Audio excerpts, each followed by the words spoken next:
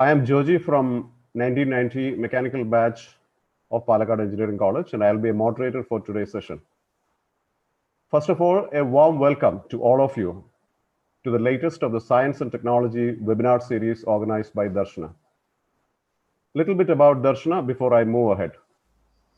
Darshana Society was formed in 2007 by a group of progressive-minded individuals who passed out of NSS Engineering College, Palakkad. It has evolved into a truly global organization over the period of the last 13 years of its existence, with members in different parts of the world whose experience and expertise in science, technology, and engineering will match the best available. The members of Darshana are connected by a common background of their active involvement in progressive campus politics during the student days and the commitment to bring the same values and ethos to public life. In fact, that commitment got reflected in the multiple interventions the organization has taken up in the space of education policy and research. Darshana's intervention in supporting people in leading a dignified life were clearly evident through the housing projects it undertook for the people who lost their houses during the flood in Kerala and the educational support it provided to students from marginalized backgrounds. Darshana is thus constantly evolving itself into that alternate voice when all around communities are falling silent. Darshana has an active website, YouTube channel, and a Facebook page where one could get all updates on programs that are organized.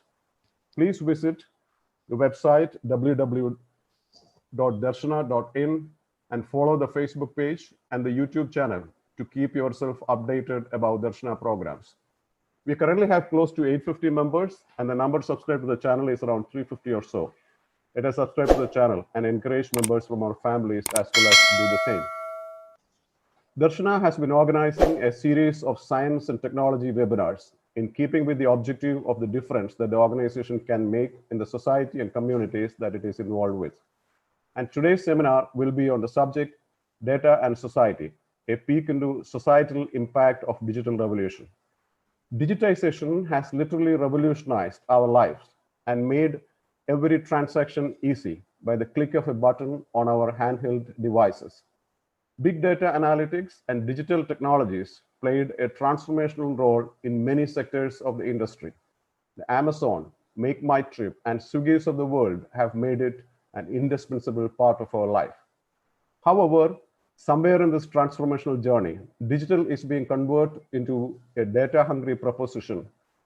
Certain huge mammoth corporation whose commercial hunger to collect, store, and process personal data of individuals is posing a threat and challenge to the privacy of our life.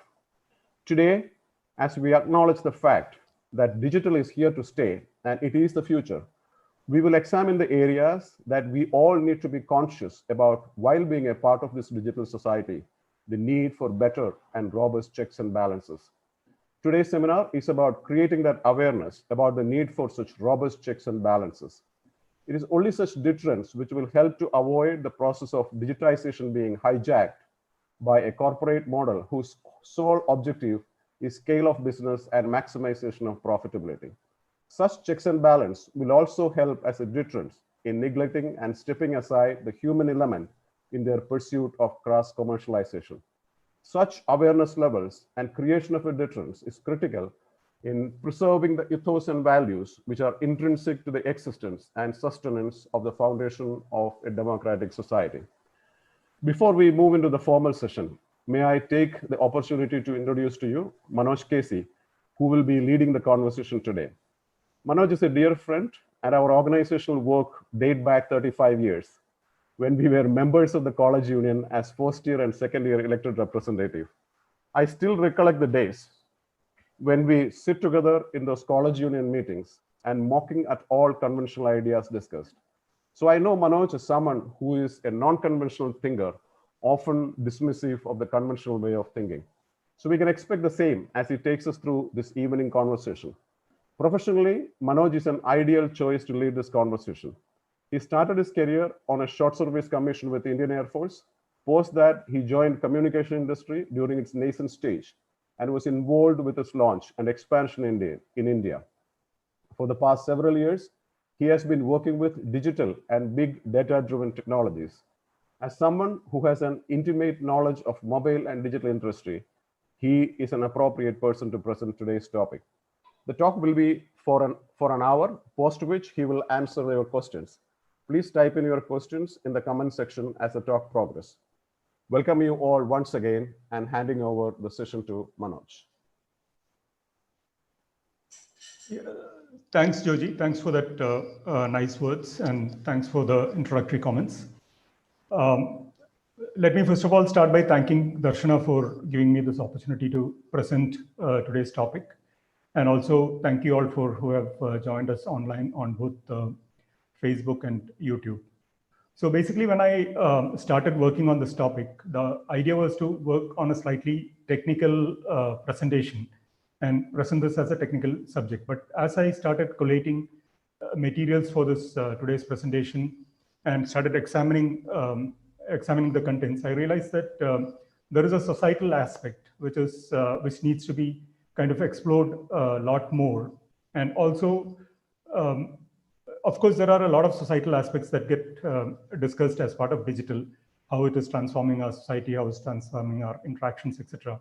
But then there's a large part on which there is fair amount of research, but then not much discussed in our day-to-day lives. So my objective will be to quickly take you through the digital technology and then do a slightly deeper dive into the aspects and the societal impact of digital technology and how it is transforming our society. Okay. So, and actually what is happening with digital is nothing new. Like if you look at the industrial society, probably 2 centuries back, it started with the steam engines and mechanization. And technology definitely did bring about a whole lot of changes, quite a few of them pretty painful. We saw colonialism after that. We saw a lot of labor exploitation after that. And through a struggle of almost 2 centuries, the contours have been kind of leveled. Similarly, at this point of time, we are at an inflection point where digital is transforming the society, and this is probably the right time to examine the dark side of the impact of digital on the society. So with these words, let me get on to my presentation, and I share my screen so that you can see what I'm presenting.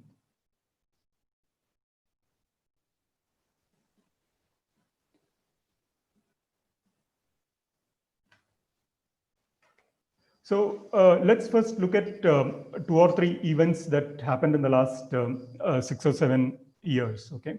And I call these as eye-openers because these are really, there are a lot more eye-openers that way if you look at it, but then these are really some of the landmark events that happened in the last 6 to 7 years. The first one was the Edward Snowden event.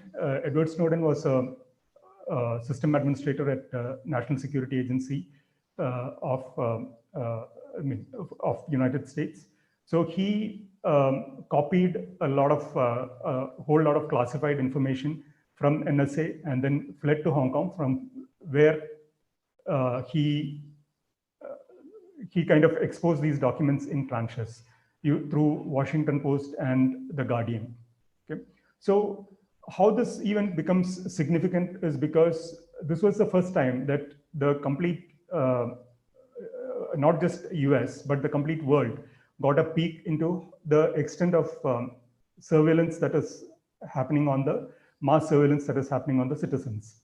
So till then, there were these questions on surveillance, which was answered by the government agency saying that, yeah, but we are doing it to keep you protected.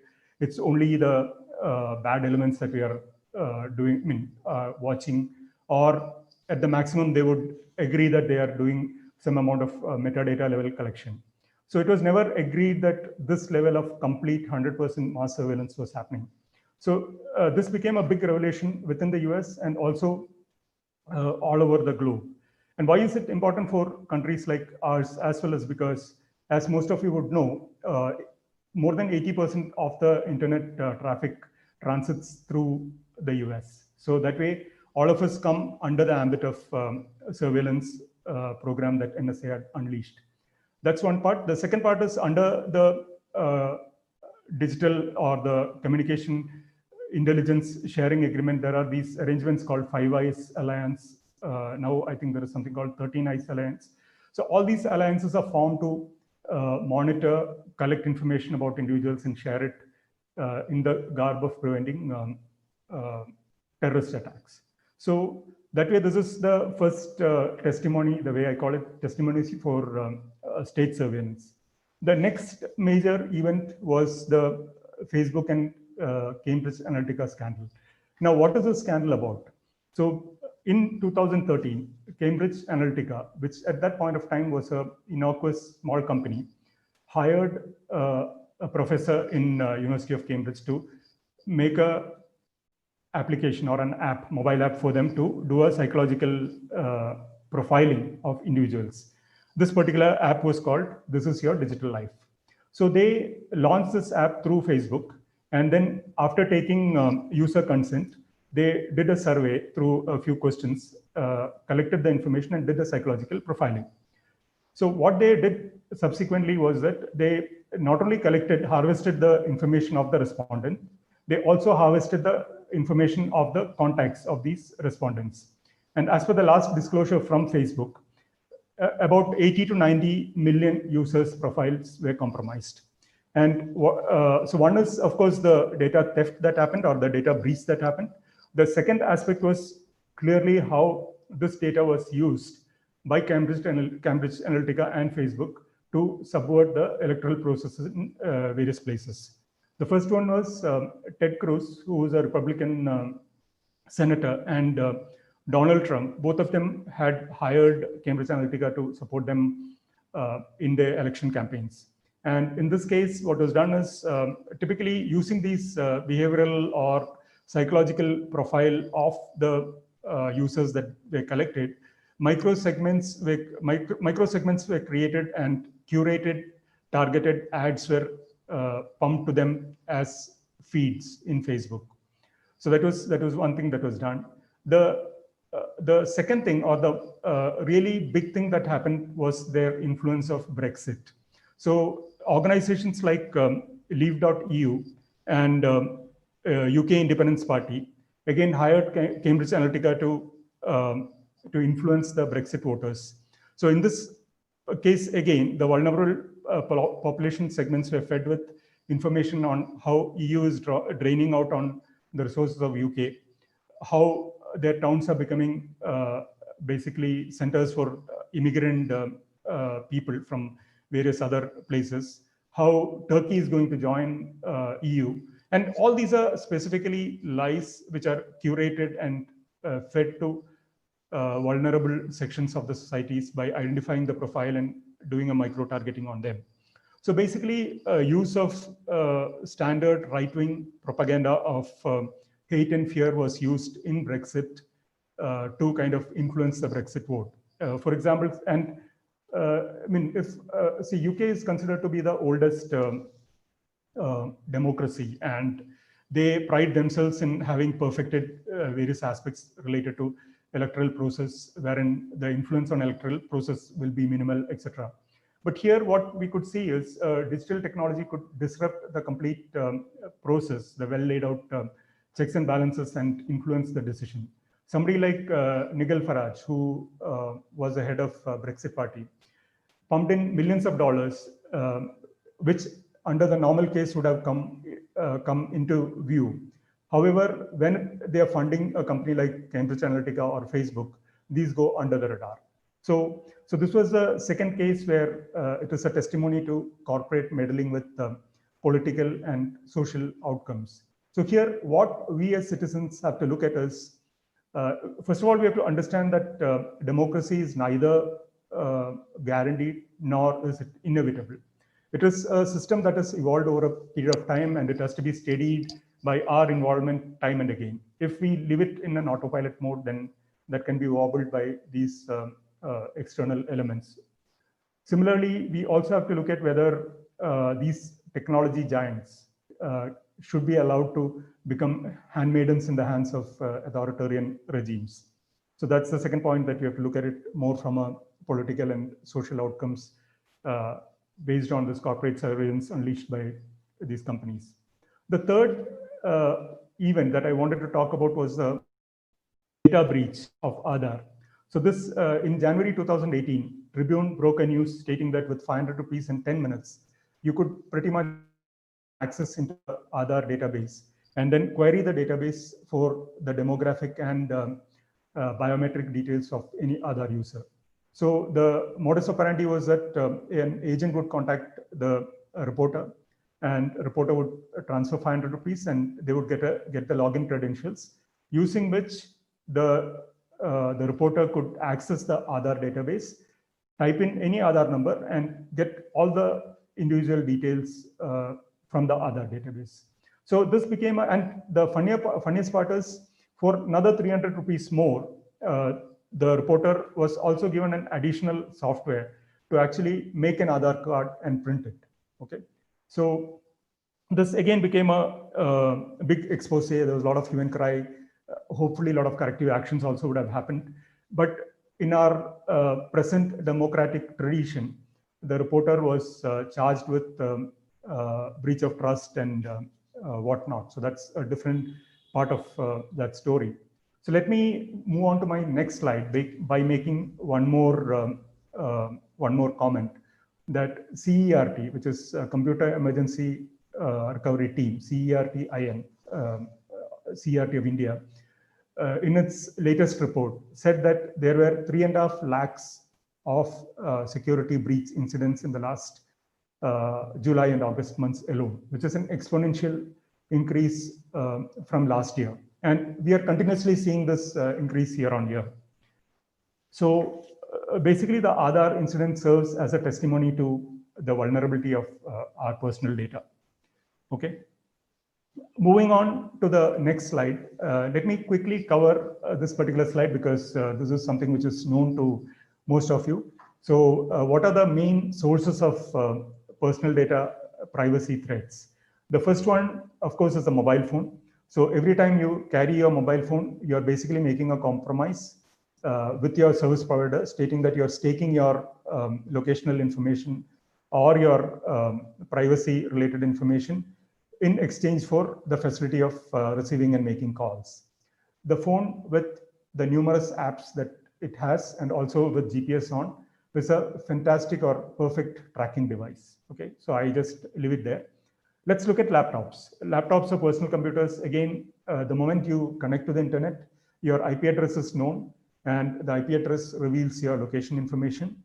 The moment you browse a particular website, the browser the browser actually lets out a lot of information to the website.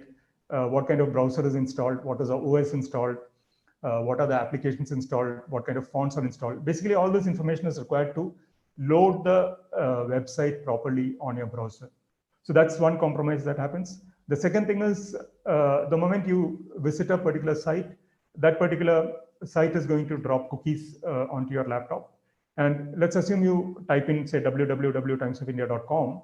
It's not just you get a very small strip of news items there, but then along with that, a whole other things happen. A whole lot of advertisements are pumped to you. Whole lot of flash videos start playing. So all these are third-party sites or agencies, which again will deposit their cookies into your machine. Along with that, you have your usual suspects, which is your Facebook like and share button, your Google Plus button, your Insta button, your Twitter button, and all these social media buttons are typically there. All of them will be tracking your browsing activities. So net, if you really put a tool to check how many agencies are tracking your browser activity, it will be anywhere between, on an average, 60 to 100 different agencies which are monitoring your online activity. Okay. Now in real world, just imagine around 100 people looking at what you're doing. Okay. So that's the real world parallel that we can look at. And of course, the third thing is on the Internet of Things, which right now it is not so much a big issue, because we have a few things here and there, like a Fitbit that you wear, which has your personal information collected in the mobile, etc. But otherwise, it's still not a worry. So I'll just skip this and probably move on to the next slide. or rather, before I move on to the next slide, let me kind of give you a sense of the gravity of the issue that we are talking about with respect to the personal privacy threats. So this, of course, the example I'm giving is probably an extreme example. So all of you would have heard about the Jamal Khashoggi event, where a Washington Post reporter and a primary critic of Saudi Arabia, he was assassinated in the Saudi embassy in Istanbul. Basically, he was lured into the Saudi embassy. He had gone there to make some papers ready for his marriage. His fiancée was waiting outside, and he was sabotaged, and or rather, he was ambushed in the embassy, and he was killed there, allegedly on instructions of the Crown Prince of Saudi Arabia. Now, how was this done? Basically, they had hired this company called NSO, which is a Israeli digital arms company, very famous for hacking and such tools. And they were the ones who had orchestrated the complete movement tracking and making Jamal Khashoggi walk into that particular ambush. The other activity that this particular company, NSO, is famous for was, I guess most of you would remember the Pegasus controversy, wherein a lot of people in India had reported that they got a WhatsApp call, and when they attended that call, their mobile phones got compromised. So this particular Pegasus software was released by this company called NSO. And if you say your mobile phone is compromised, what that means is the person who has control on your mobile phone can pretty much do whatever you're doing with your mobile phone. Okay, so that's this to just give you a perspective of what I'm talking about and what are the potential threats that are there.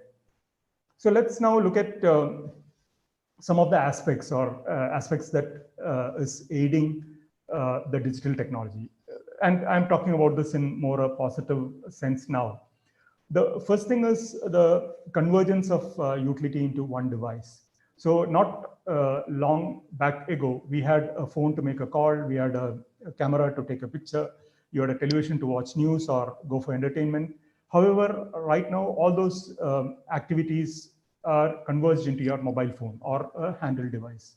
So that's what I meant by convergence of utilities into one device. The other thing is extensibility of device. Now, the handheld, today my handheld will perform making a call, taking a video, doing a WhatsApp, scanning a document. Let's assume my phone is doing all these 5 things. Tomorrow, it is perfectly capable of adding 2 or 3 more apps onto it and then increasing its functionality. So this is what I meant by extensibility of device. Now, what is the problem with a device being extensible? The problem is that the contours of the functionality of that particular device is not set. And hence, securing that device is difficult. Quality control on such a device is difficult. And also, the problem with apps is that there are hundreds of apps that get loaded onto your Android Play Store and also the Apple Store. They go through a fair amount of quality checks and all that. But then once they are on your phone, they also continuously keep getting updates from their website. Even when your phone is lying there in a sleeping mode with black, it is still, all these apps are continuously, if you are connected to the internet, all these apps are continuously connecting to their servers and then checking for updates and checking for events and things like that. So along with the updates, a malware can also come in, and that way the vulnerability or the exposure is there. The next thing is, of course, the enhancement in the computing power. In terms of the processing power has increased in leaps and bounds. Along with that, we also know that the cost of storage has come down drastically, wherein we are right now at a stage where it is more expensive to sift through the various information that you have and then decide what to store than to store the whole thing. So that's the other aspect of the reduction in the storage cost. Along with that, there are also technical or the software level improvements that has happened, which has kind of facilitated processing of millions of records in a split second.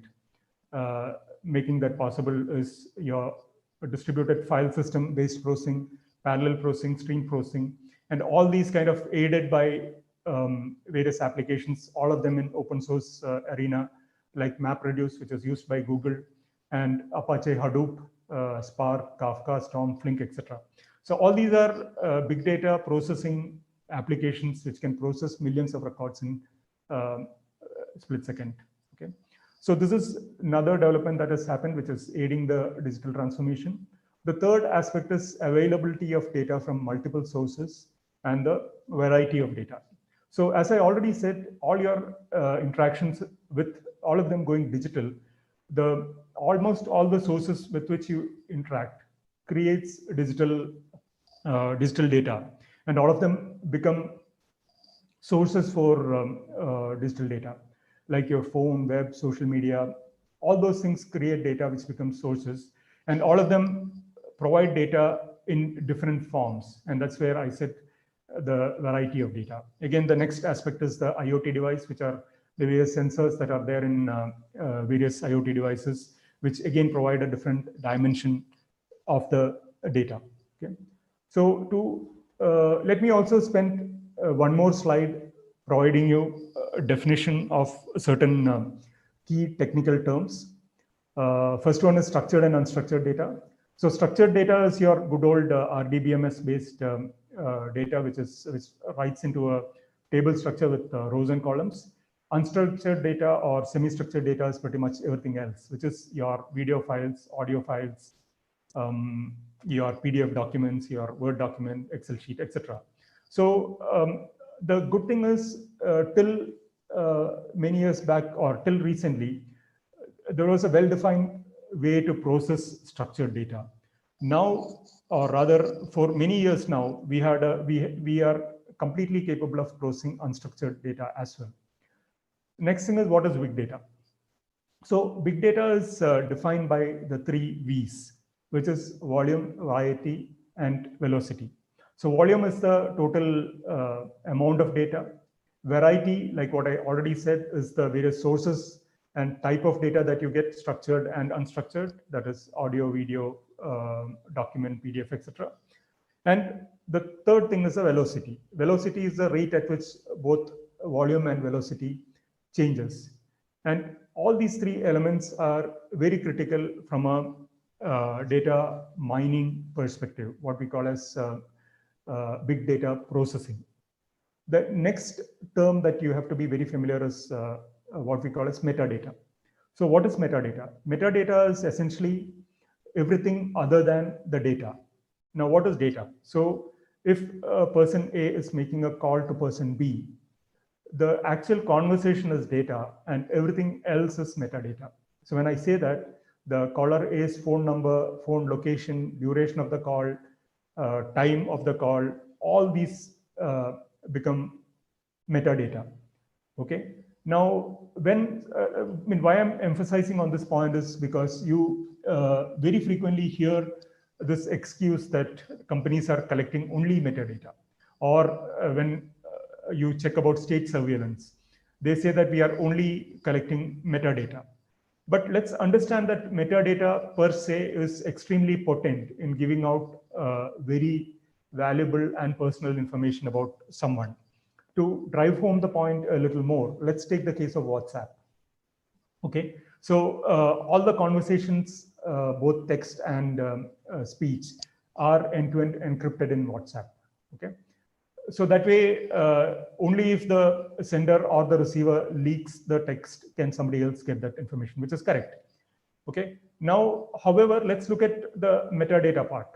The sender's phone number, location, duration of the message, time of the message, same details for the receiver as well. So this forms the metadata. That's part one. The other part is what all groups person A is part of. What are those groups made for? How many people are there? How active is that group? How active is this person in those groups? So all this particular information can reveal quite a lot of information about, or quite a lot of unexpected insights into the person's behavior. Okay, so that's the importance of metadata. Okay, the next one is a term called data aggregation and correlation. So data aggregation is the process by which we piece together data from various sources. So pieces of data lying in various data sources pretty much will not reveal anything. So they have to be nicely stitched together to tell a story.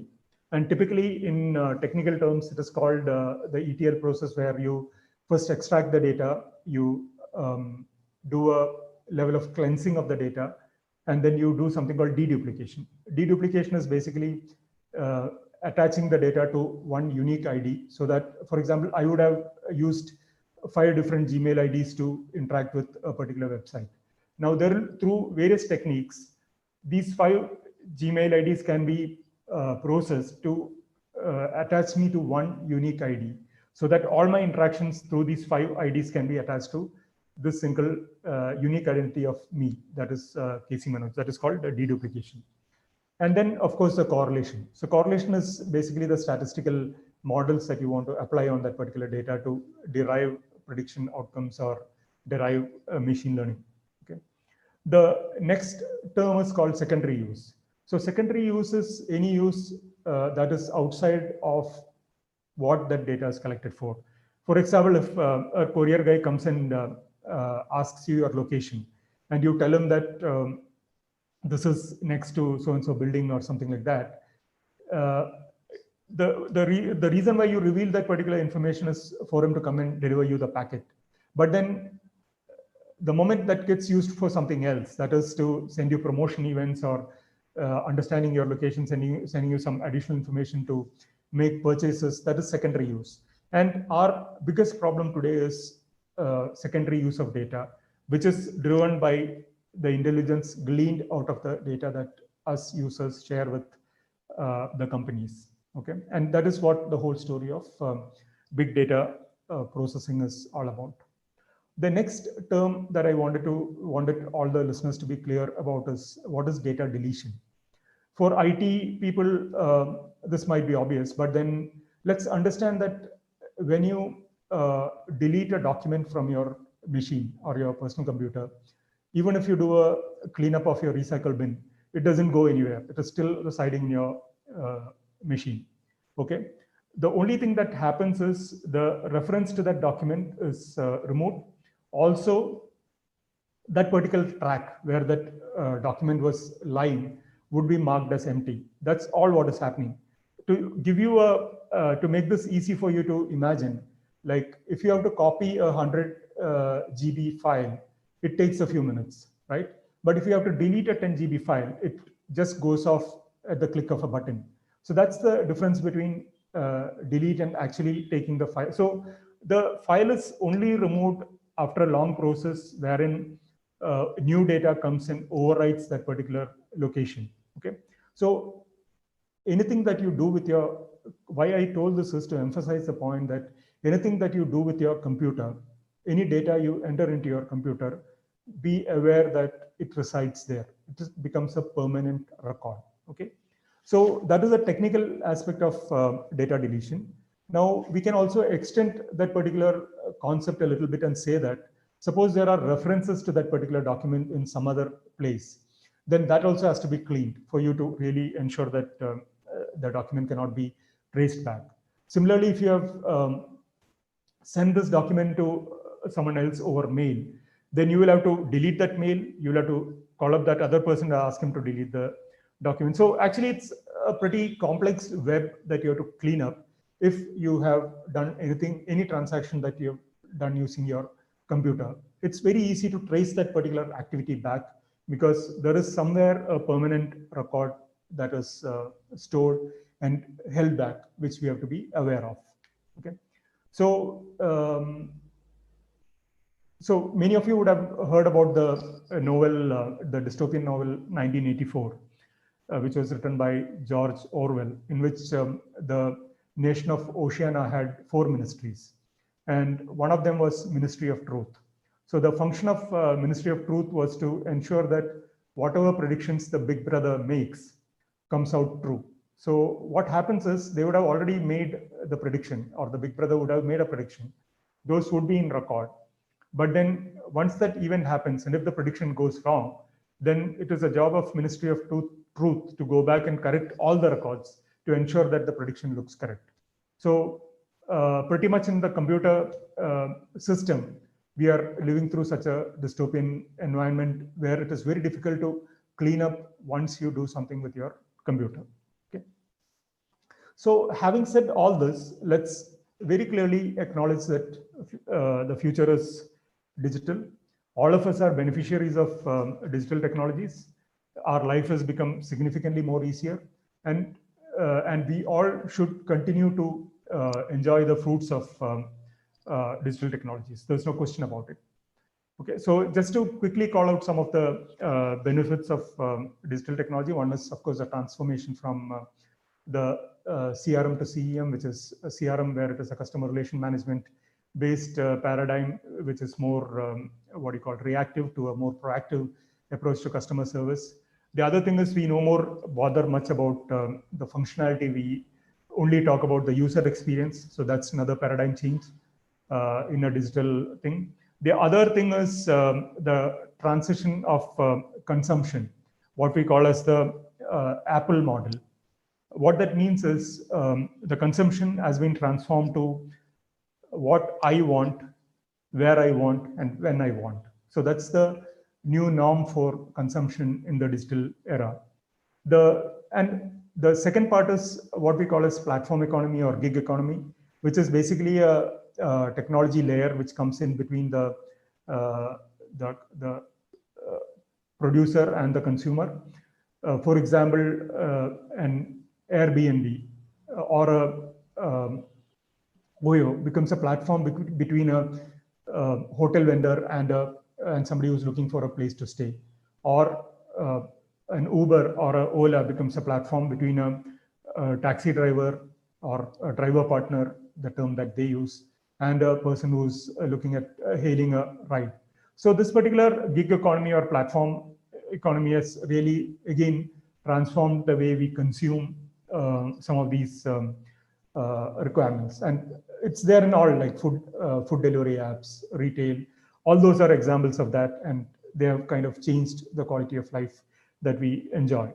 Similarly, coming to the medical field, there is an entirely new field called medical AI, which is already flourishing, which uses data analytics for AI for clinical diagnosis and suggesting treatments.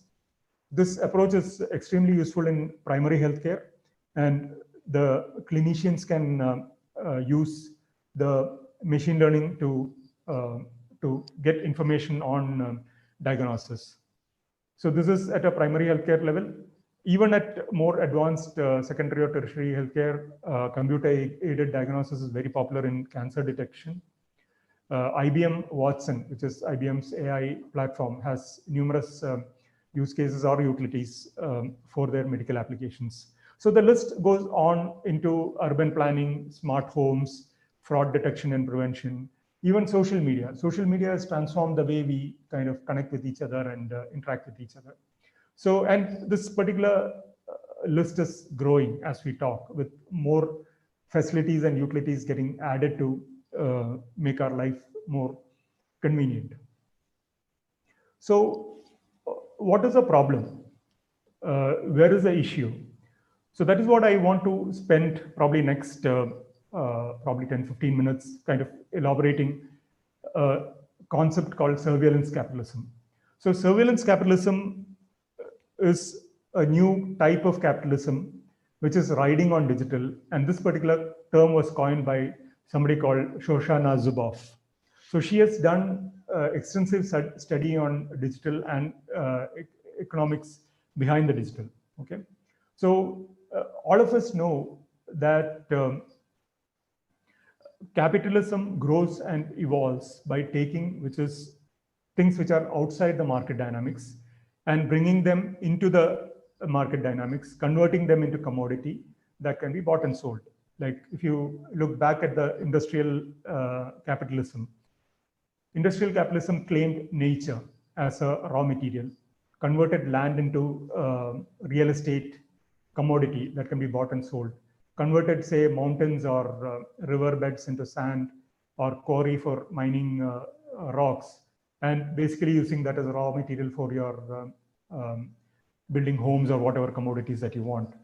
Industrial capitalism even appropriated our human effort, converted that into labor that can be bought and sold. So that's how capitalism evolves and grows. Okay, so in the newfound capitalism, what we call the surveillance capitalism, the market is claiming our private human experience as free raw material, converting them into behavioral data, which is then passed through artificial intelligence, machine learning algorithms, and converting them into predictions of human behavior, which are then sold to advertisers. Okay, I hope this is very clear. So it's basically they are harvesting our human behavior, passing it through machine learning algorithms, converting that into prediction products, which predicts our behavior now and in future, and selling them to advertisers so that advertisers can do targeted advertisements to us as and when we search, say, a Google or whatever. Okay. So this is what surveillance capitalism is all about. And the quality of or the value or the worth of such prediction is directly linked to the surety of the prediction or the quality of the prediction. And to ensure the quality or surety of prediction, what is required is more data, more variety of data, and more velocity, or what I defined as big data.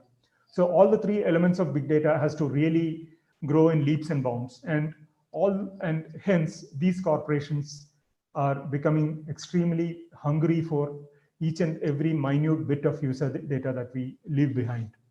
So that is where the problem starts. Okay. So let us. So what I'll do is, let me now kind of to elaborate this a little more. Let me get into the specifics of two of the largest companies which has adopted this module or this model of surveillance capitalism. The first is Google. Okay, so Google, as we all know, started off as a fantastic, innovative company offering search as basically the product is searching for information. And as their vision statement says, it is to provide access to world's information in one click. Their mission is to organize world's information and make it universally accessible. And true to their vision and mission, they are pretty much, they have an excellent search engine. They also have kind of indexed and crawled all the websites and digitized and stored all the information available. They also have a fantastic algorithm that kind of gives you the search results in a split second. Okay, so that way it is a fantastic thing. And in fact, if you go back to 2000, when Google actually broke into the scene and became very famous, they were very sincere about this particular search engine model. However, what happened is in 2000, the dot-com bust happened, and a lot of dot-com companies with a lot of business models and all that went belly up, causing huge loss to the venture capitalists. Google had a fantastic product. By the time Google was a universal hit, they had a lot of users signed up on Google platform. However, their revenue model was not yet matured. And they came under tremendous amount of pressure from the venture capitalists to show a proper, credible revenue model. And under that pressure, the founders kind of compromised on their principle and looked at the data exhaust or the data logs that were, which is the user data that was lying in the backyard. So this data that was lying in the backyard was also worked upon by a few data scientists who are trying to model it and make sense of it. And the moment this particular exception was declared, they started looking at the user data in more detail and discovered, or they struck gold there. Basically, they discovered that with this data, they can predict human behavior. And by predicting human behavior, they can sell that predictions to advertisers to do targeted advertising. And from there was no looking back. Okay, so what happened between 2001 and 2004. 2004 is when Google went IPO, was basically perfecting this model. And since they were still a pre-IPO company, nothing much was known about what was happening in the backend. But in 2001, what was an 87 million company grew by around 3,600% by the time they went IPO, which was a classic hockey stick, not even an exponential thing. It was a classic hockey stick kind of a growth that Google finally delivered to its investors and the venture capitalists.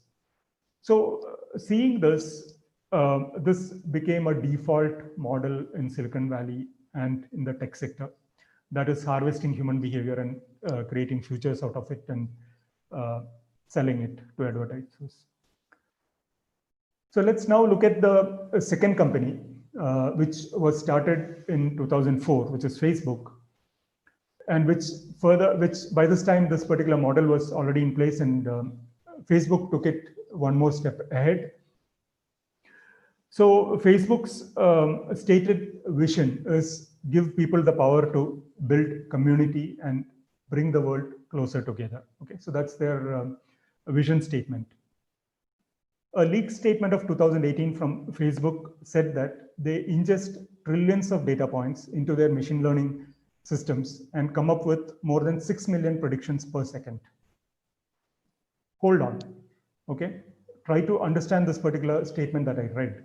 So basically, how is this aligned to their vision document, that their vision is to bring communities and people together and all that?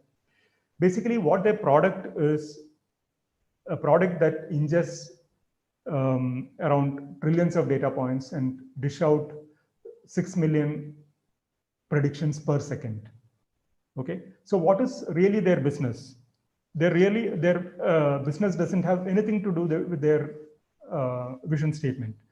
Their product is a prediction algorithm. Their customers are advertisers, and we are just providers of raw material to them. Okay, so that's what we have to understand. So let's now look at the other aspect of this prediction algorithm and how it is becoming more dangerous. So like what I already said, the value of the prediction is directly linked to the certainty of the outcome. Okay.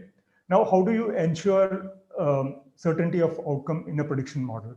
The first thing is to, again, ingest more data, make the model more robust, and then pass pass our behavior through that model so that the engine can predict my behavior significantly in a more better way. Okay, that's one way to do, which they are doing by collecting all possible data. The second thing is basically do behavioral modification or what we call as nudge around and change our behavior to suit the predictions that they have made. Okay, so now this is not an empty statement. Okay, so the first thing that I wanted to bring to your notice is in 2013, Facebook conducted what is called as a emotional contagion experiment. Basically, what they did is they divided their users into three sectors, and to section 1 they sent negative feeds, slightly negative feeds. To section 2 they sent slightly positive feeds, and to section 3 they sent neutral feeds. And then they observed the behavior of the users. What they gathered or what they understood is that by external trigger, without the user's knowledge, the user's emotions can be controlled, number one. Second thing is the user's emotion can further be used to trigger emotion contagion, which means that this emotion can be passed on to the other contacts of that particular user. Okay, so this particular behavioral modification has huge ramifications in the space of targeted advertisements. Not only that, you can also extend this and imagine as to how dangerous this is to make us behave in a particular way. Facebook has many times claimed that they using subliminal cues. Now, subliminal cue is a term that is used in advertising. So all advertisements that are broadcast through either TV or hoardings will have certain subliminal cues, which prod people to behave in a particular way, which is okay because it's a broadcast, it is applicable to a wide variety of people. Whereas in this particular case, where the behavior profiling is done, these subliminal cues are targeted to individual users and curated for modifying individual user behavior. Okay, so Facebook themselves have made claims multiple times that they have used their feed, their news feed, to make people go out and vote. This is precisely the subliminal cue that we are talking about.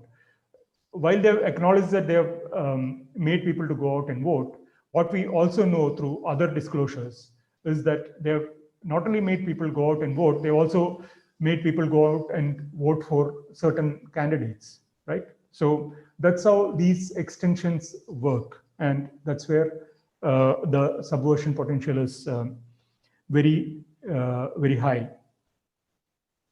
So use of emotion contagion and subliminal cues is something that Facebook makes use of all the while.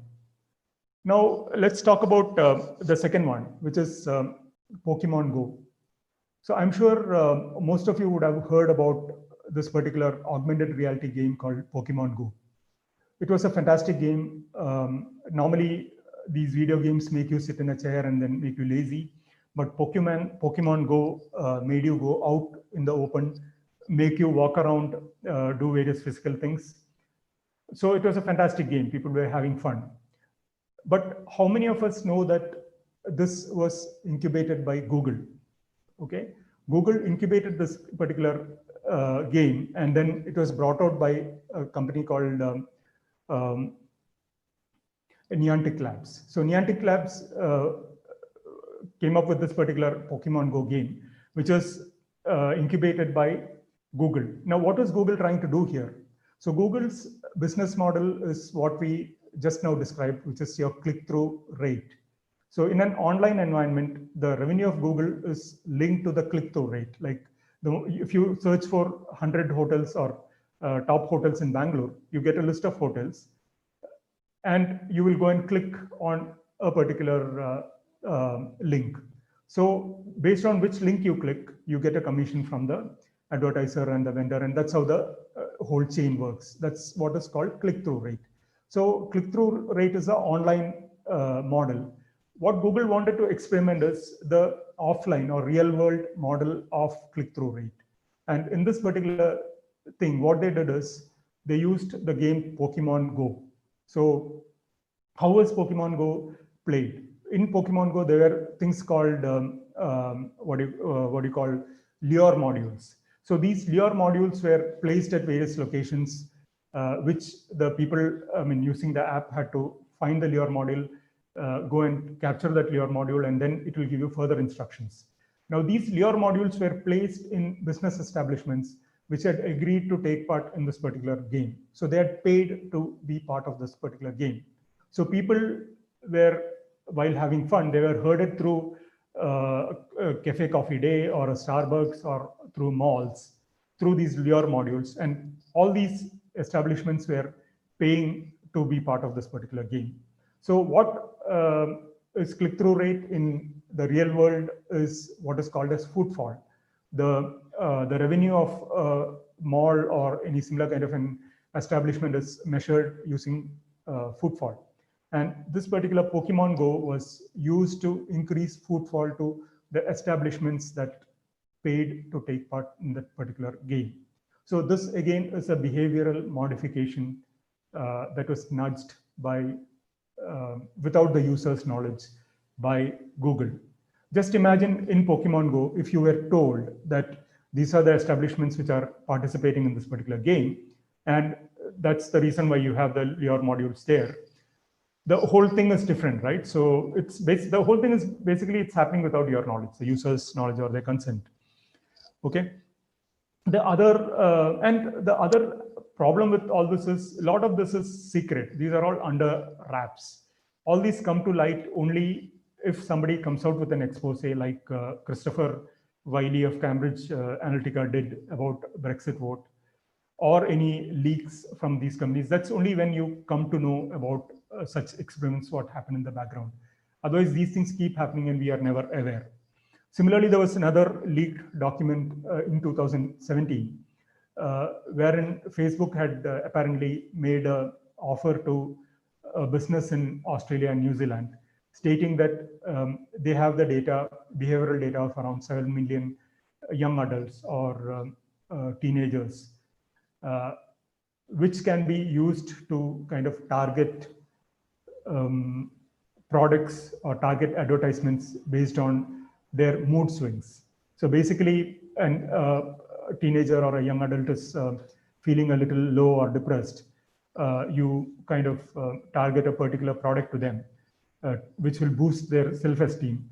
The likelihood of converting that into a sale is high. So this was leaked, it became a big hue and cry, and there was a lot of denial and all that. Similarly, there are a lot more such experiments that these companies keep doing. The other thing that Facebook had tried was in India itself was to put what they call as their free basic service. Now, this came as a philanthropic initiative where they said that we don't want digital divide. We want everyone to be part of the internet, and we will give free internet to the rural areas where it is not digitally connected. But the catch there is people making use of that particular internet will have free access only to a set of websites. Okay. Anyway, at that point of time, all of us fought against that, stood for net neutrality, and said that we don't want this thing called free basic. But mind you, free basic is very active in 30 plus odd countries, and it can still make a comeback through the investments that they've made in Geo, etc. Okay, so it's not gone forever. These trials will keep coming back in future. Okay, so basically what I'm trying to explain is I've taken the pioneer in surveillance capitalism, which is Google, and the follower, which is Facebook, and very clearly explaining that this is the faulty economic model followed by these giants to subvert this digital journey that we are taking. So that's a cause of worry, is what basically their product is basically our behavior, what they have gleaned out of various data they've collected.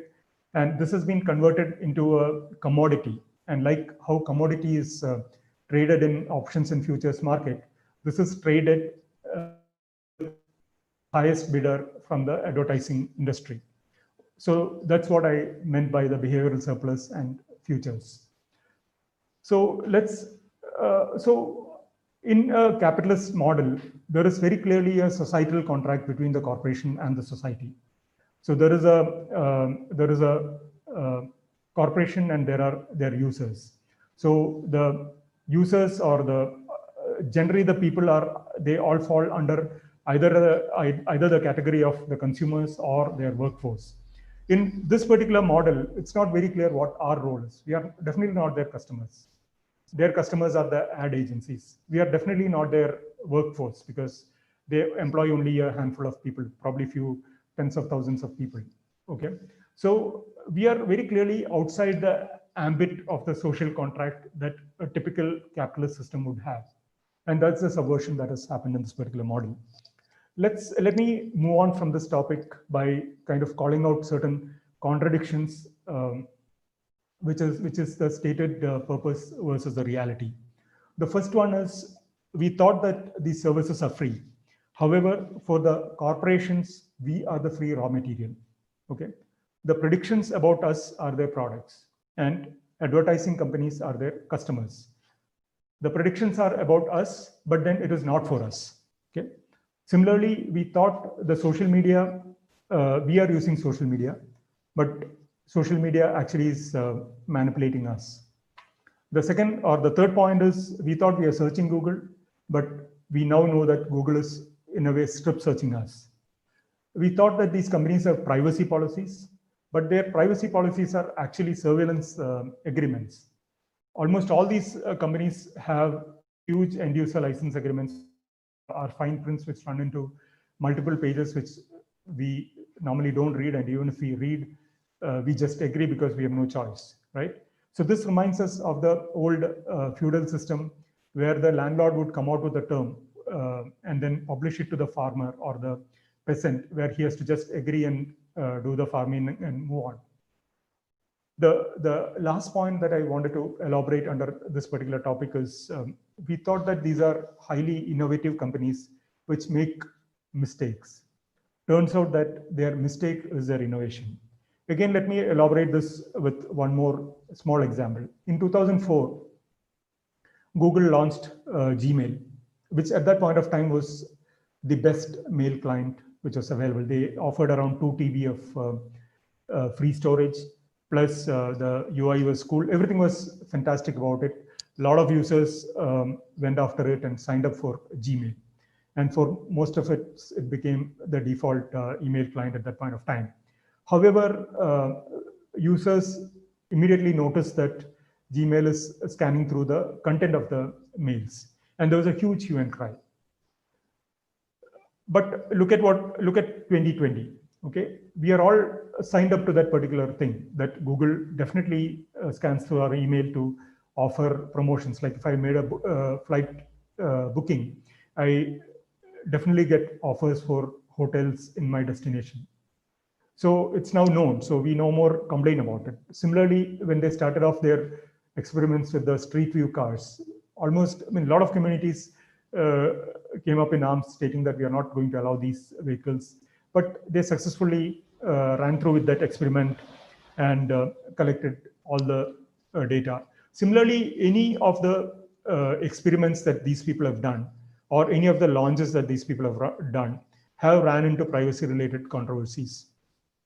So their standard model has been to make the mistake and then say sorry, okay, or rather do something and then take permission. So that has been their model throughout. Typically, the model is basically make an incursion, then once it is caught, explain that, habituate people to it, and then take them through an adaptation cycle and then start the next one. So this is a cycle that they typically adapt. Now, let's move on to the next topic, which is looking at what is at stake. So first thing is what happens with state and corporate surveillance. So both these parties say, give us all your data. Like state says that give us all your data to keep you secure. Corporates say give all your data to give you best offers. Okay, and the defenders of surveillance, the old and new, they keep repeating the same thing. That is, if you have nothing to hide, then you have nothing to fear. Okay, this is true for the Stasi police of East Germany. It is true for authoritarians or autocrats like Pinochet. And this statement is also repeated by CEO of Google, Eric Schmidt, for your knowledge. Similarly, CEO of Facebook had made a statement where he famously said that privacy is no more a social norm. But in his own personal life, he had purchased all the houses surrounding his house so that he can enjoy complete privacy when he's at home. But let's again look at this particular thing about surveillance a little more closely. So going back to Soviet era under Stalin, there was a saying, show me the man and I can tell you the crime. The digital era statement is, or axiom is, torture the data and it will confess to anything. So what that means is, if you have access to all the data about a person, you can find some way to malign him or fix him. Okay. Hence, all of us have something to hide. It is not because we are criminals or we are doing something wrong. But yes, all of us, our individuality is kind of shrouded in certain mysterious elements that we hide from others. Okay. So that's what I wanted to drive home. And this is not something that we would like to give away. The second point is the Chinese social credit system. So China is experimenting with a social credit system. It is called National Reputation System, wherein they plan to use, or they are using big data tools to monitor individuals, company, and government behavior across the country.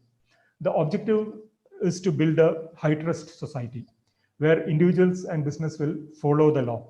Okay, so the social credits will be awarded to each entity, be it individuals and business, and rewards and punishments will be accordingly provided. Based on the scorecard, you could be denied permission to buy a flight ticket, or you could be like, for example, if you are a good citizen, according to them, if you participate in blood donation camps, or if you do positive things, then you get positive scorecards. Whereas if you go out and participate in protest, you might get a negative scorecard. And based on that, you will be rewarded or punished. And again, the issue here is your crime will not be known to you. It is like the infamous no-fly list in the US, which, I mean, our own Shah Rukh Khan was a victim of multiple times, right? So nobody knows why somebody is in that particular list. But if you are in that list, then you do not know how to get out of it. So this kind of cures the pitch for a perfect prison, where everyone will be a good Samaritan because everyone is under continuous watch and everyone wants to be a law-abiding citizen. So you will have no more protests, a perfect model for authoritarian governments. Let's now look at Aadhaar, which is a unique ID with all the linkages that it has. Aadhaar has the complete potential to become our own what do you call focal point for a social credit system, if you were to ask me. So that is the danger of such a surveillance system. The next point is not so much political, but it's a little more philosophical, what I call as end of theory. So basically, big data analysis depends on correlation and not so much on causation. So it looks at the what rather than the why. So by doing that, will it finally lead to end of theory or death of theory?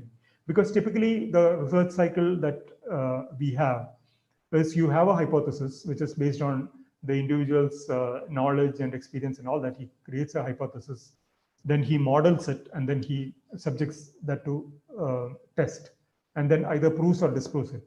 But using big data technology, you can actually invert that particular thing. You pump in enough amount of data and come out with a correlation. So you will know the what of it, but then you will not know the why of it. Okay. So basically, this could be a model where the science could still evolve and grow without a mechanistic explanation. Okay. Similarly, in social science as well, this is a possibility. On a lighter vein, about Karl Marx, who'd spent, I think, around 12 or 13 years in a British library, going through volumes of work before he came up with Das Kapital, right? So let's assume he had a data mining algorithm or technique. Anyway, I mean, this is more in a lighter vein, but what I'm saying is, even in the social sciences arena, this is a model that could be used. And if this becomes the norm and if it becomes successful, it could very well spell the death of a lot of academic streams. Okay. The last point that I wanted to elaborate here is epistemic inequality. So what do you mean by epistemic inequality? So of course you have the digital haves and have-nots and all that, which keeps coming up every now and then. But that's not what I meant, or what is meant by epistemic inequality. The aspect here is very few people or corporations controlling and having control over 99% of world information. So that's what we currently have. And this is a huge point of control or a leverage of control. Okay. So what that means is who knows and who decides who knows become very important point as far as control is concerned. And that is what I meant by epistemic inequality. Okay. Similarly, I already elaborated the opaque business practices with minimal governance that all these companies follow to further their revenue and profitability. So let's also look at the political aspect of how did we get here. The first point I briefly had already explained, that is the That is the dot-com bust and rush for new economic model that I already explained. The other point is the terror attack of 9/11 and the dictum of anything for security. I wouldn't go too much into it because all of you are aware of what that is. And the third aspect is onslaught of neoliberalism.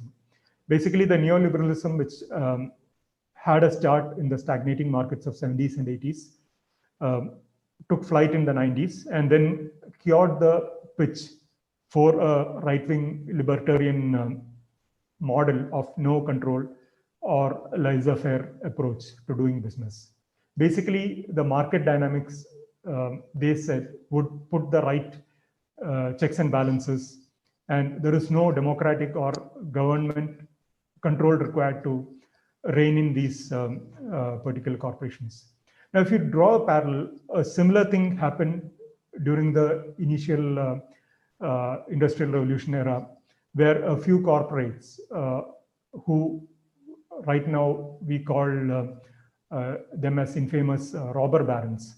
So they kind of exploited both human labor as well as natural resources without any control, and they accumulated huge riches. So a similar model is what is happening in the present scenario as well. There are no checks and balances. There is no democratic oversight on what is happening. Okay.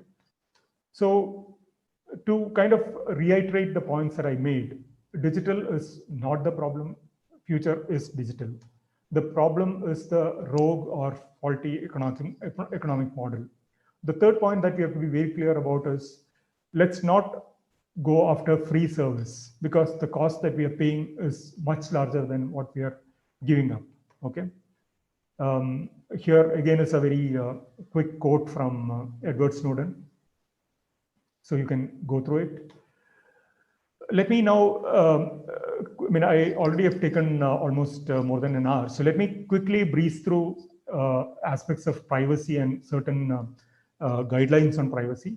So privacy is already recognized as a basic human right by United Nations as well under Article 12. Also, privacy is a basic human need. It is the way we, it is basically the way we relate to people around us, and taking away privacy is fundamentally dehumanizing, and it makes us feel like a prey. Okay. Similarly, let's also remember that I spoke about permanent records, right? So ephemeral conversations cannot become permanent records. Things that have to be forgotten have to be forgotten. We cannot allow machines to be storage source for whatever we have done in the past. Okay, that's what I wanted to say here. Now let's quickly look at the Indian context of privacy. So our Supreme Court in 2017, as part of their Aadhaar verdict, 9-judge bench declared privacy as a fundamental right under Article 21. It also elaborated that Article 21 doesn't just mean animal existence. It is an expression that talks about personal liberty and guarantees and provides guarantee against any kind of invasion or intrusion. And it also recognized privacy as core of human dignity. Similarly, it also had a specific comment to make about digital privacy, which said that informational privacy is also a facet of right to privacy, and it is equally important. And as part of that, it asked the government to set up a commission to come out with a draft bill. And based on that, Sri Krishna Commission was set up under the aegis of retired Justice B.N. Sri Krishna, who provided a draft bill within a year and also a report to the government. It was a good, very well drafted bill. It contained all modern elements of protecting personal data and personal dignity. The only problematic part was what I've highlighted in red, which is the processing of personal data for what is called as functions of state. So that is very loosely defined. But otherwise, all other modern elements of a data protection agreement was very much there. Okay. Now, what happened to that particular data protection bill? The data protection bill was tabled in the parliament in December 2019. and it was completely diluted with far too many deviations. The most important deviation was to that thing that I once again highlighted in red in the previous slide.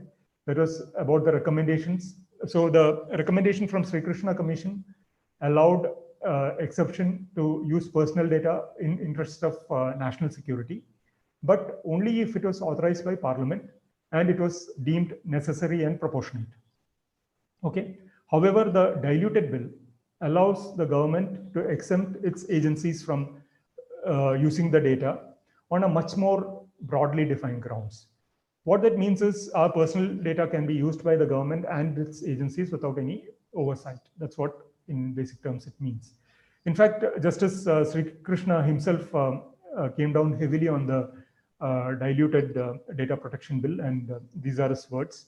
The bottom line is that a bill such as this does not protect people's rights, and that is downright dangerous. Okay. So what is a good global reference model?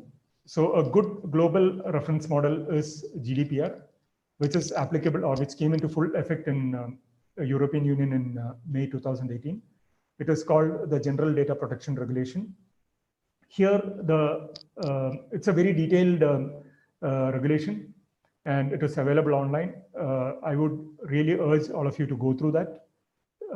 So at a very high level, it very clearly defines the roles of data subjects. Data subject is us, and the data controller, which is the company that is collecting the data, and the data processor, which is on behalf of the data controller, working on the data to create outcomes.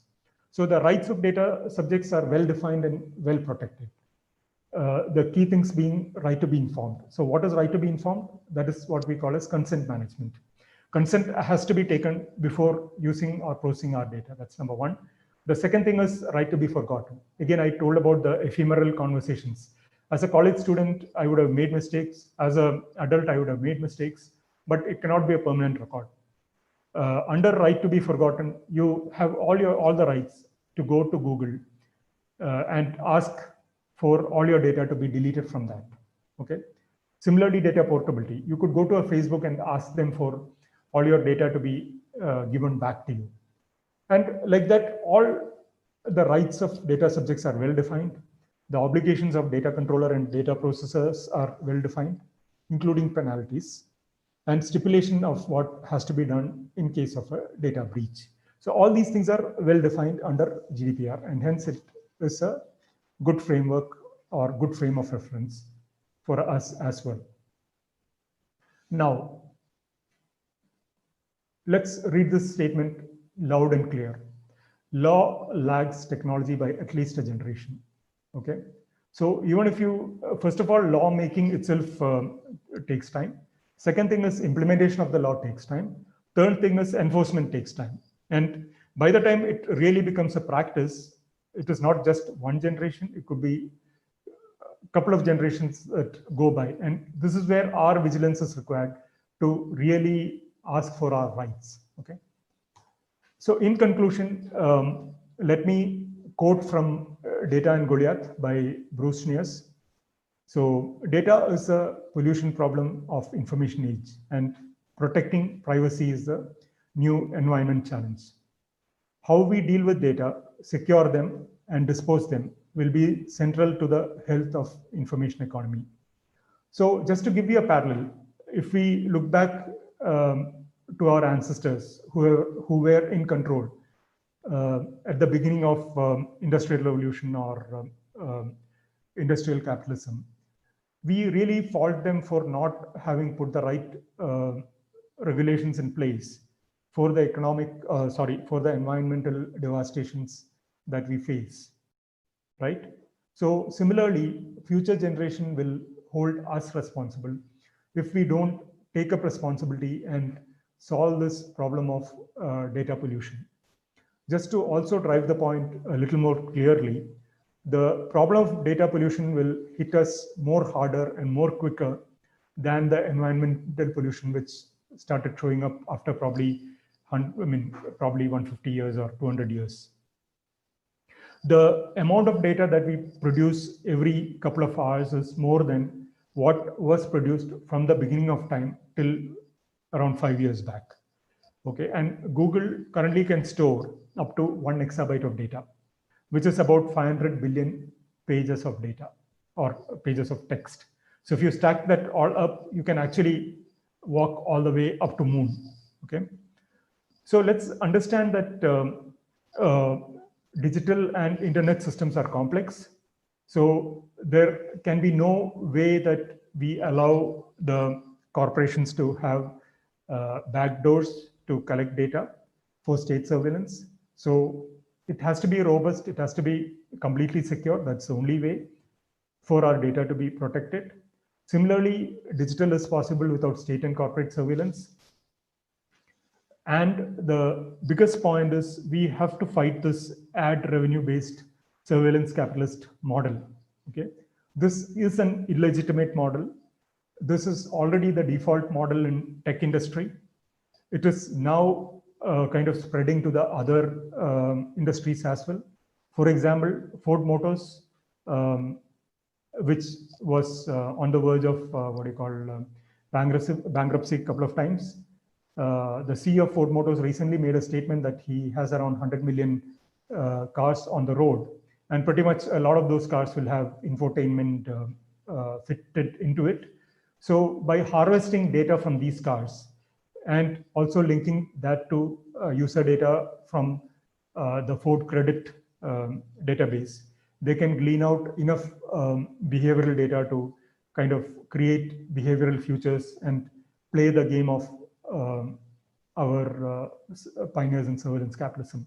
So that way, without doing actual innovation or doing investment in coming out with a carbon neutral car or a much advanced car, they can sit on the pile of data and then make enough money. So that is a threat that right now we are at the inflection point. It's just 20 years, but we are already at the inflection point of this particular faulty model running through the industry. And that is something that we have to be aware of. So, I mean, this particular tendency has to be fought both at the demand side and at the supply side. Just to give you a very crude analogy, okay? So again, at the during the initial days of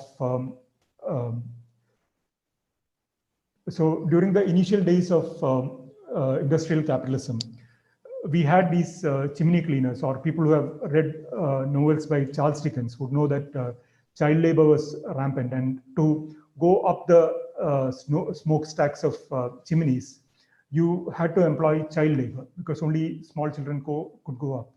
But even though that was a very lucrative model, that was outlawed. Similarly, human organ trade could be a very lucrative model, but that's not allowed by law. You can't trade in babies. That's not allowed by law. So, I mean, why do we then look at trading in human behavior? That is the major question. The other thing, we have to reject the maxim that is, if you have nothing to hide, you have nothing to fear, because that is very clearly that's very clearly a wrong maxim that has to be rejected. So with this, I kind of conclude my talk. Before I conclude, let me also put up a slide on acknowledging. First thing is, I had numerous conversations with my friend and classmate, Ajit B, who helped me kind of curate the content for this particular talk. And of course, then I've given a list of books that I've referred to form the content of this particular talk. And the last but one bullet talks about, I mean, I have, of course, referred to multiple TED Talks, but this particular TED Talk, that is Facebook's role in Brexit and threat to democracy. So this was a TED Talk by Carol Cadwalder. She's a feature writer with The Observer UK. And this is something which is unmissable. And I would recommend that all of you do take time and watch. Thank you very much for listening. And I can now take questions. Thank you very much.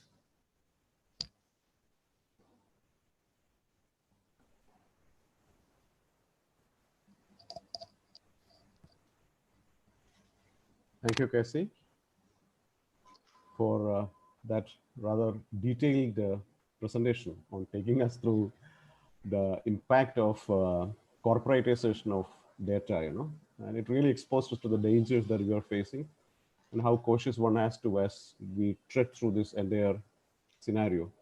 Probably a comment by Niranjan sums it up all. He says, Big Brother is always watching.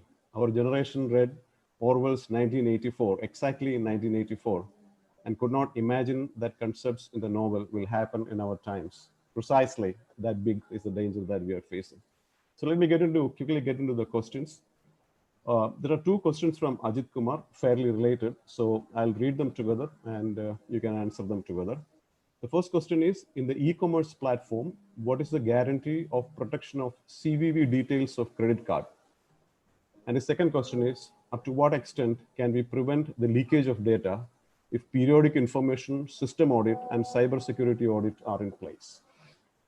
Yeah, so see, basically, there are checks and balances in place.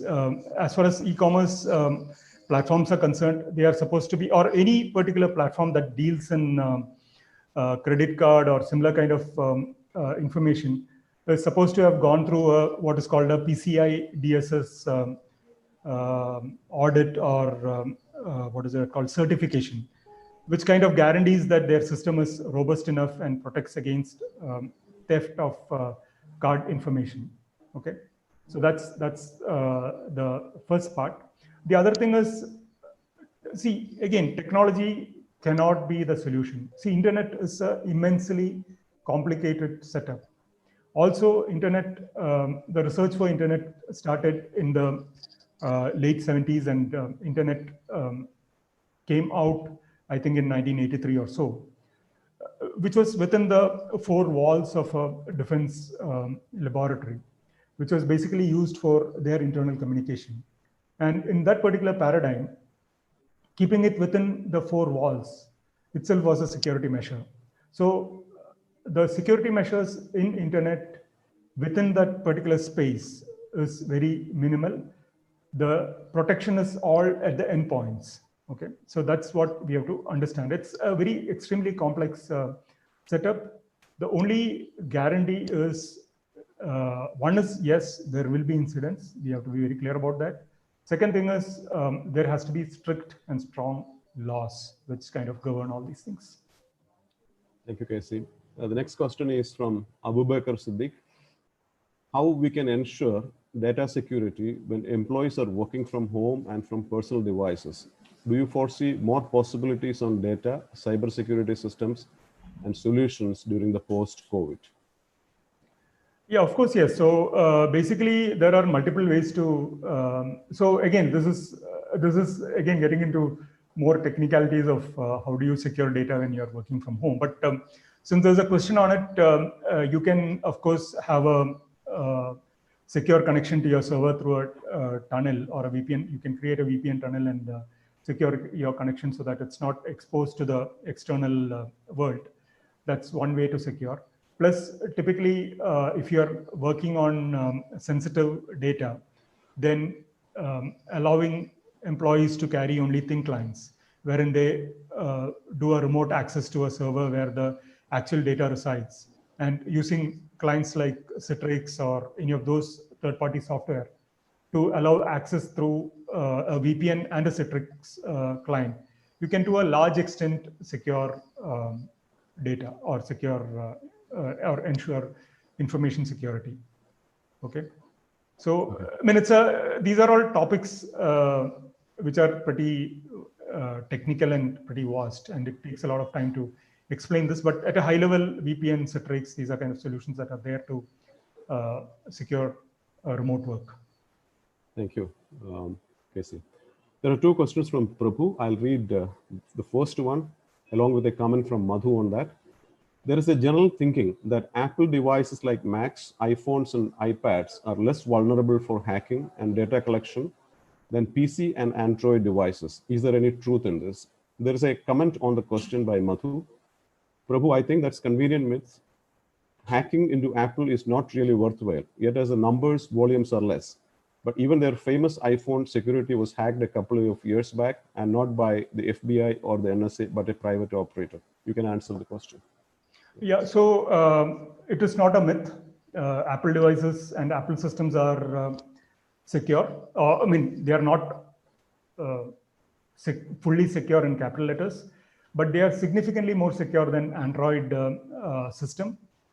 Primarily because Apple's business model is not harvesting data. Okay, their business model is more innovative design, product packaging, and user convenience, user experience, etc. Okay, so their model is not using our data to sell to advertisers. So this is precisely the point of why surveillance capitalism compromises with our data. So in a very short answer, Apple devices are definitely more secure, but then they are expensive. Okay, let's understand that. So we need to have a compromise. Like it shouldn't be again a have and have not kind of a thing that if you don't have enough money to pay, then your security is compromised. Nor it shouldn't be that you kind of stand out all naked and walk around all naked because you can have a cheaper service. There has to be a proper balance, which is perfectly possible in the digital arena, and that is what we have to gun for. Just, I mean, because we started talking about Apple, let me just take 1 more minute to tell you how Apple did a wonderful hack on the capitalism using digital technology. Like, I mean, all of you would remember the music industry before iPod and iTunes got launched, right? So even though companies like, what is it? There was one company which had already kind of disrupted the music industry by putting streaming audios online. However, it was basically it was, I think, Napster. So basically it was Apple that put a commercial and legal model around getting streaming audio onto your iPod. So this combination of iTunes and iPod was a very strong and compelling proposition that it rose to become a cult within no time. Within no time, Apple or iTunes became the largest online music retailer.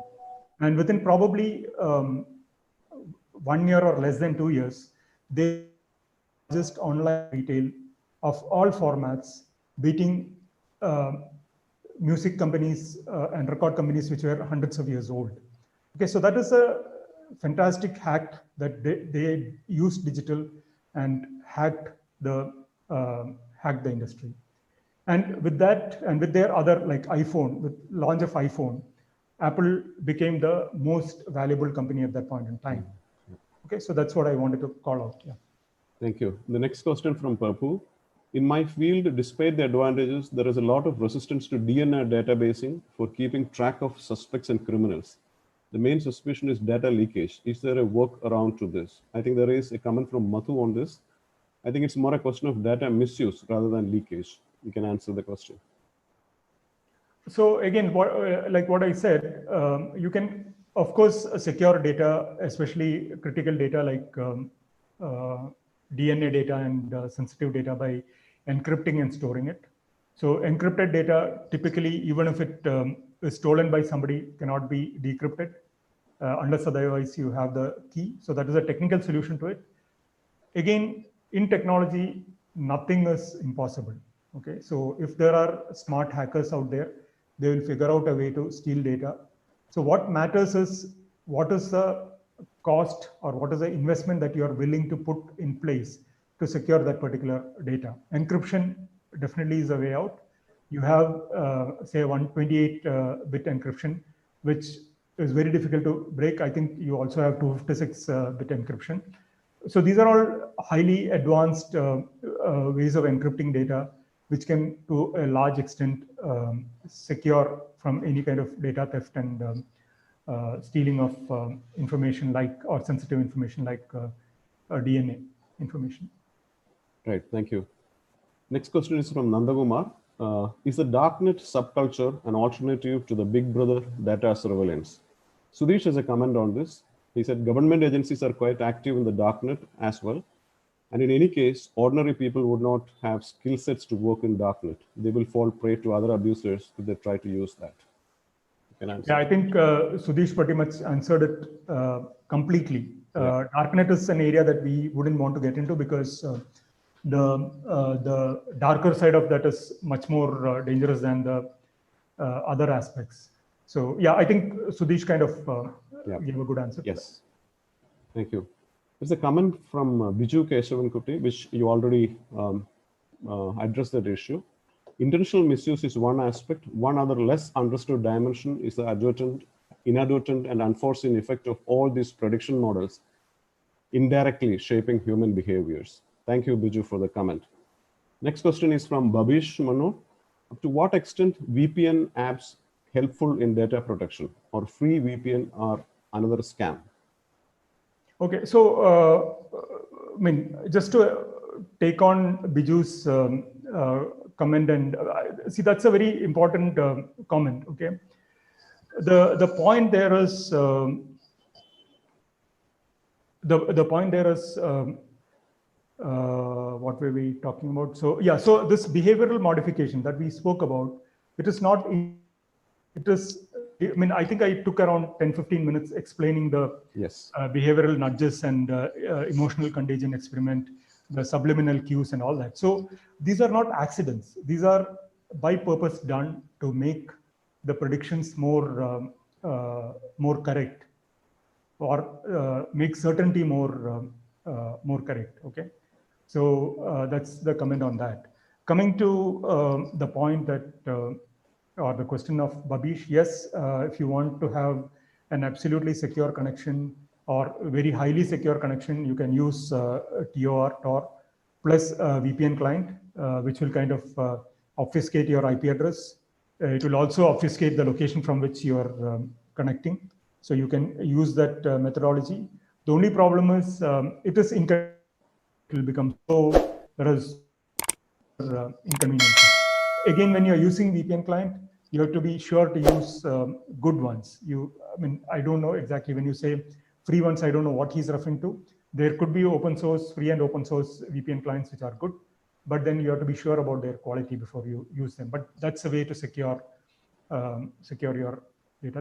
The other thing is, see, instead of using a Chrome, like Chrome is pretty good. It's very secure. I mean, I think 70 to 80% of the users worldwide use it. But then you look at a browser like Firefox. So Firefox is from Mozilla. They have no incentive to collect user information because they are not in the game of surveillance capitalism. So that way, Firefox probably becomes a better alternative. Okay, yeah. Thank you. Next question is from Santosh Kumar Koroth. What is your opinion on Yuval Harari's observation in his book, Homo Deus on Dataism, where he says that all political or social structures can be seen as data processing systems? Yeah, so I mean, Yuval Harari has told a lot of things, and a lot of them make sense. The other aspect to that is a lot of that is falls in the category of fantasy because probably there is no. I mean, again, I am no one to comment about Yuval Harari's work, but then, and I am a big fan of *Sapiens* and to some extent Homo Deus as well. But then what happens is a lot of what he writes or says is in the realm of fiction or sci-fi. Of course, when George Orwell wrote 1984 way back in early 40s, it was a sci-fi novel. So, but then it is true. Similarly, whatever Yuval Harari says now could become true. But then I don't think he or anyone has done, maybe I'm sticking my neck out too much here, in saying that so much of research has been done by him to make such statements about hackable human beings and all that, because that's what he keeps talking about. But one thing that he says is true, which is about the instrumentarian power. So especially with the growth of Internet of Everything or Internet of Things, and with a lot of patents and white papers that are getting published in the tech industry, we are very clearly and slowly marching towards a machine-controlled world, where automation, AI, and machine intelligence will take over a lot of processes. Okay, but yeah, so Harari's writing sometimes, or his comments sometimes have the element of a little bit of fiction, is what I would say. Right. Thank you. Thank you, Manoj. Again, with the caveat that I'm not qualified, Yeah. or I mean, but it's my personal view. Okay. Right. Thank you. Sharat has a question which is pretty running long, so I'll try to shorten it for you. This question is it the end of intuition? Is it a modeling of human character as a mere conceptive persona? And is qualifying it saying that meaning is the current paradigm of big data analytics classical, a reincarnation of the Keynesian notion of a mere consumptive and behavioral human versus market? Yeah, so I think, I mean, all whatever he has said is correct. And one aspect of what he told, that is, that fits into whatever I said, that big data falls into the realm of what and not the realm of why. So there is not so much of, the thrust is on correlation and not on causation. So that way, the importance on theory is low. The importance on coming out with correlation models and then putting a hypothesis on that, or coming out with theory is more prominent. That's one part. Second part is I already spoke in detail about the behavioral nudges and modifications, which is already happening. It will happen. And in fact, I mean, so this Zuboff's book, Surveillance Capitalism, in that there is one chapter which is dedicated to the research that is happening in Microsoft, and some of the statements by Nadella that in the instrumentarian scenario, humans, it's not so much that the machines will start aping the humans, it will be the humans aping the machines, okay? So that, it's a little complicated shift to kind of conceptualize and understand. Yeah. Yeah, I think Sharat's question is pretty complicated, and I think it cannot be answered in a webinar. It needs more seminar in itself. Yeah. I mean, I have Ajit B also. I don't know if Ajit B heard that question and he has to. Yeah, so if Ajit B is attempting to answer that, I'll add another 2 questions from him, which are all interlinked in the same domain. Okay. Why a statement that digitalization is here to stay? Why not a big reversal, total reversal or eclipse of the same? Along with that, he has asked another question. Do you subscribe to the notion of class, and have you thought about how it is distinctly or closely coupled to the general concept of society being as an intercommunicable entity? You have anything to say on this? Not right now, Ajay. Okay, I think it's too late. Yeah, probably Manoj and Casey can meet in person and address these questions, yeah? So Mathu has a next question. So how do we work around this problem? We need access to all these services in the modern world. So how much should we give up? Even with all these problems, we still have to live in a society like this. So that is, see, that's what I said. So the only way is that there should be enough pressure on delegitimizing this model of surveillance capitalism. Okay. So let's very clear, I mean, that's what I put in my conclusion as well. Digital is not dependent on surveillance capitalism. Surveillance capitalism is fully dependent on digital. That's number one that we have to understand. We can have all these facilities and features without the baggage of surveillance capitalism. There's no need to collect all the data that all these corporations are collecting. They are collecting it purely to profit from the predictive models that they can churn out of that. And that is what we have to resist. And that is why I kind of spent some extra time on the GDPR guidelines, where things like right to be forgotten, consent management, what do you call, I mean, automated decision making, those kind of aspects are covered in that in detail. So it is basically giving control to the user to decide on how his data is to be used. So this came out in 2018.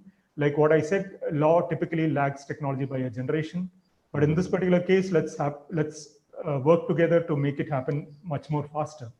That's the only way that we can make it. But it's a high tide. Like what I mean to say is, even if in India we don't have a very strong data protection bill, but or law, typically these are all like, see, digital is global in nature.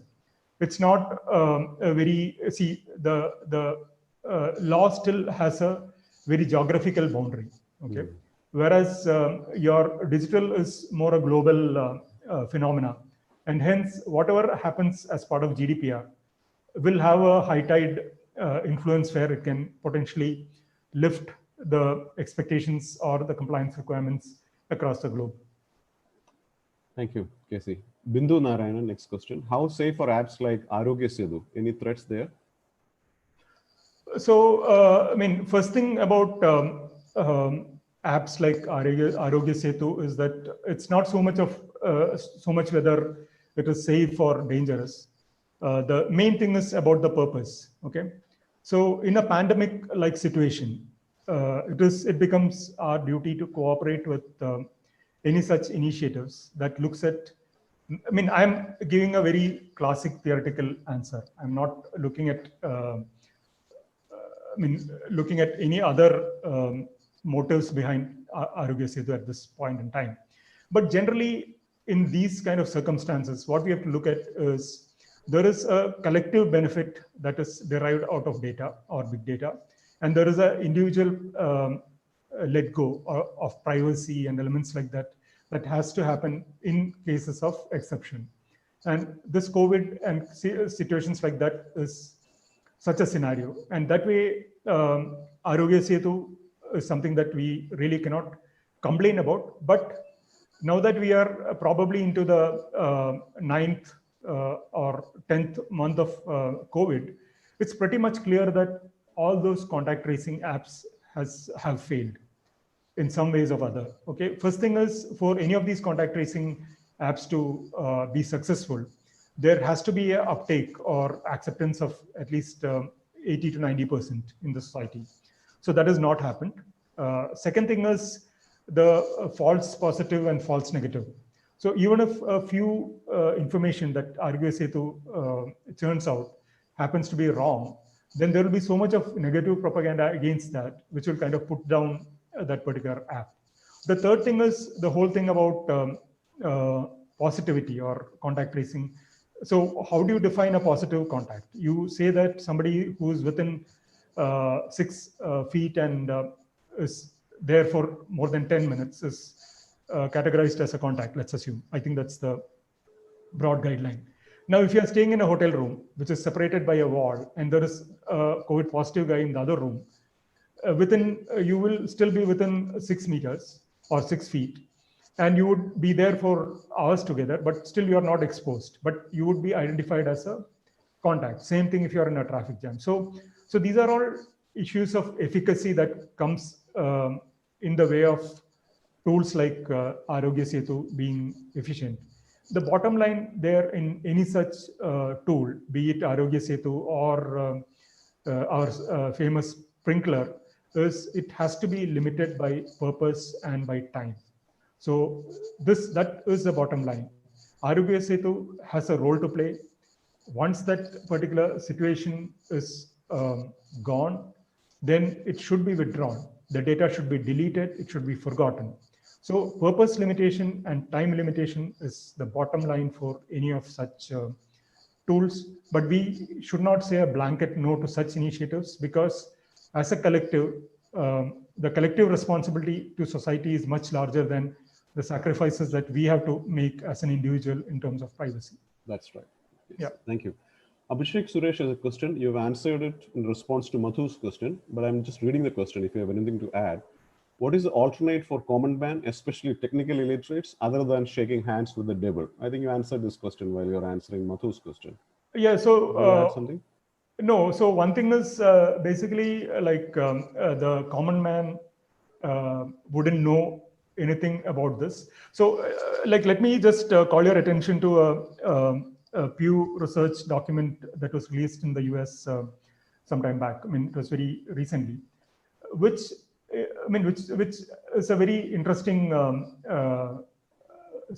study or finding, wherein most of the respondents, like 81% of the respondents said that the benefits of digital far outweigh the threat of privacy.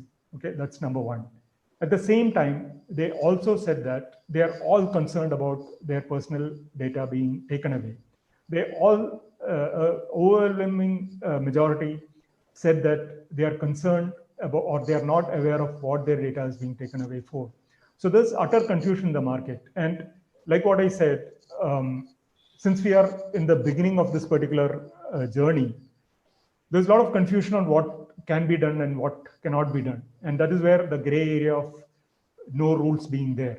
And all these companies running amok with no democratic or governance oversight over them, making mistakes, saying sorry, making incursions, and then normalizing it. So that's the model that is there.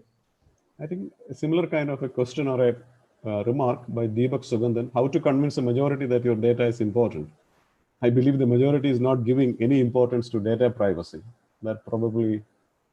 Yeah, that's what I said. So so one is the aspect that I today spoke about, which is the surveillance aspect, the surveillance capitalism aspect, and the manipulation of, or the manipulation of human behavior, which extends into subverting democracies by influencing electoral decisions. So these are all aspects that should kind of put a red light in front of the larger population, right? Right. So this should be the red flag that should make us more concerned about what is happening. Absolutely. And if the tech literates like us don't talk about it, it'll be very difficult for the common man to relate to this and understand what is happening. Yeah. Next question is from Ammu Vallika. Do you think data and perception of the data, or rather truth is presented or taken the way the data subjects wish? Anything about post-truth and data? Of course, there's quite a lot of post-truth in data. Second thing is, I think I repeated this multiple times, that secondary use of data is more prevalent and forceful than the primary use of data. Data is collected for purpose A, but then it is used for everything other than A, that is B, C, D, E, all the way up to Z. Okay, so that's the extent of secondary use of data, and which is what we are objecting to, and which is what we hope will, to some extent, be controlled by regulations like the GDPR. Right. There's a question from Bindu Narayan. With the growth of IoT, how it is going to be affected? I would say it could be data privacy to be getting affected. You want to answer that question? See, IoT again is a pretty complicated paradigm, and we are just at the surface of that. Okay, so typically, let me just take a few minutes to explain this properly, because I had kind of didn't talk much about IoT when I was at that subject. First thing is, in information security, you have this thing called the CIA triad, so which is confidentiality, integrity, and availability triad. Okay, in the normal world where we are interacting the way we are currently doing, confidentiality is what we always talk about.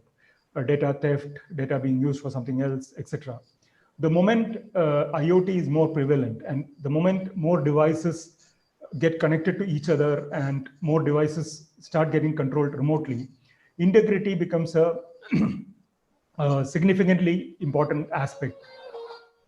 A significantly important aspect of in this particular triad. And once this particular issue comes in, it also becomes a very dangerous aspect, because integrity essentially deals with ensuring the authenticity or reliability of the data or system, or basically ensuring that the system functions in the way it is expected to function. So what that means is, like, if I have a connected car, or if I have an autonomous driverless car, I'm going around in that, and a remote hack can hack into my car. Confidentiality would mean that he will steal my data. Fine, he steals my data. But he can now, integrity means that he can tamper with the electronics of the vehicle, probably make the brake fail, which can lead to very dangerous consequences. Okay, so that increases the complexity by leaps and bounds. The third part of this particular triad, which is availability. Okay. Now, again, once the devices are interconnected and they all depend on each other for delivering a service, availability of a particular device also can be tampered by a remote system. Okay. So that again poses a grave consequence if you were to look at it. Like, for example, if you have thermostats in cold countries which are controlled remotely, and if the control of that can be taken over by a cloud-based system, and either the temperature put to very low degree or very high degree, it can be a terrorist attack. Okay, a terrorist attack becomes very easy. You don't need to fly a plane into the Twin Tower anymore. You can do that sitting wherever you want. So that's for people who are familiar with the IT systems, DOS or denial of service is the most common availability attacks that we keep seeing. Okay, and the fourth, so these are the three triads that we normally talk about. The next complexity comes in the realm of authentication. So right now, the authentication is done manually by us. For example, when I get into my car, I do the pairing of my phone to the pairing of my phone to the car audio happens automatically on the Bluetooth, because I have set up that authentication system already. Or when I am talking now, my headphone is automatically paired to the laptop because that authentication part is set up by me and it only has to take it forward. Imagine a case where you are in a driverless car and you are driving through a street which has multiple signals, multiple cars, and each of them are connecting, talking to each other, sending signals, getting signals, and responding. The complexity of authentication in such a system will be enormously complex, and I mean, something that at least I cannot imagine the scalability that is required. And I'm not aware of any system that can right now handle that kind of a complexity. Okay, so IoT definitely is going to pose a different level of issue and challenges. But let me tell you, IoT will happen again because all these corporations are data hungry. IoT gives the fantastic opportunity to collect more and variety of data. Okay. Thank you, KC. The last question for the long day or long night, whichever we put it, from Nisha Sukesh. Are free Wi-Fi prone to data thefts? See, again, I would say open Wi-Fi, which is not password protected and all that, are definitely vulnerable for threats. The other thing is the interface between your mobile and your tower is not a secure interface. Because again, it's an old standard that we are working on. Generally, it is better to go for known hotspots than if you are especially making any sensitive transactions. Thank you, Casey, for that rather exhaustive and detailed presentation. And thank you for taking time to answer all the questions in a completely detailed manner.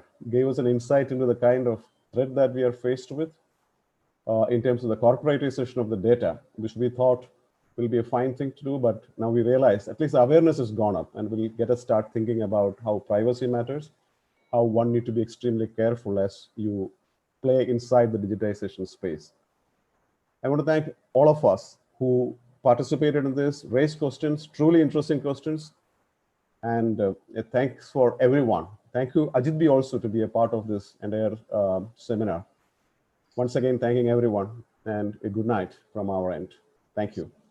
Thank you, Joji, and thanks to all listeners.